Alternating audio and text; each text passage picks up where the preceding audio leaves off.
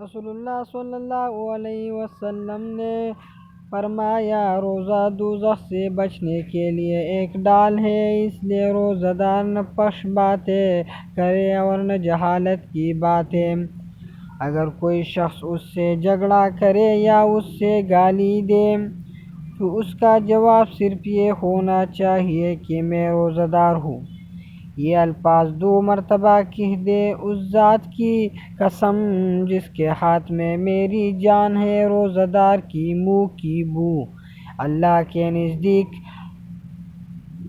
کستوری سے بھی زیادہ پسندیدہ اور پاکیزہ ہے۔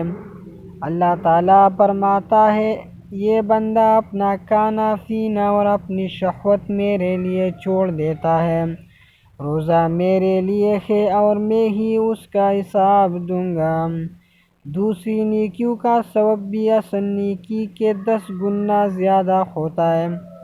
اگر ویڈیو اچھا لگے تو لائک کریں، سبسکرائب کریں۔ انشاءاللہ تعالیٰ نیکسٹ ویڈیو میں ملیں گے، تب تک کے لیے اللہ حافظ۔ اپنا بہت خیال رکھیں۔